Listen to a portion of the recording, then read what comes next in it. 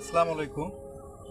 আমি এখন আপনাদের সামনে যে বিষয়টি তুলে ধরব সেটি হচ্ছে ভূমিকম্প হলে আমাদের করণীয় কী। ভূমিকম্প হলে আমাদের অবশ্যই শান্ত থাকতে হবে, আতঙ্কিত হওয়া যাবে না।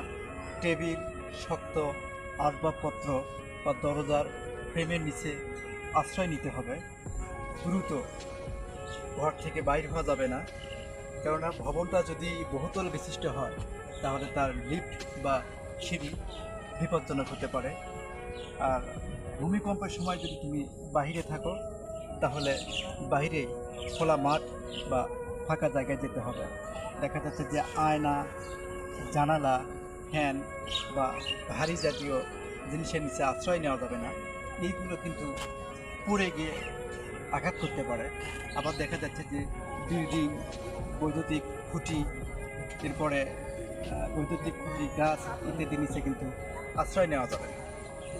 ভূমিকম্প শেষ হয়ে গেলে বিদ্যুৎ, তারপর গ্যাস, পানির সংযোগ এগুলো কিন্তু অবশ্যই পরীক্ষা করে নিতে হবে। ভূমিকম্পের ক্ষেত্রে কিন্তু পূর্বেই কিন্তু সবচেয়ে একটা গুরুত্বপূর্ণ বিষয় যেটা, আপনারা যখন বিল্ডিং নির্মাণ করতে যাবেন তখন অবশ্যই ভূমিকম্প প্রতিরোধক বিল্ডিং কোড মেনেই কিন্তু বিল্ডিং নির্মাণ করলে কিন্তু দেখা যাবে যে ভূমিকম্পের হাত থেকে অনেকটা রক্ষা পাওয়া যাবে বলে মনে করি। তো সেক্ষেত্রে আমাদের অবশ্যই ভূমিকম্প হলে আতঙ্কিত হওয়া যাবে না। পর্যায়ক্রমে কৌশলগত দিকগুলো আমি যেটা আলোচনা করলাম এই বিষয়গুলো যদি মেনে চলা যায়, সম্পূর্ণ না হলেও খানিকটা ক্ষতির হাত থেকে রক্ষা পাবো বলে আমি প্রত্যাশা করি। ধন্যবাদ আপনাদের সকলকে।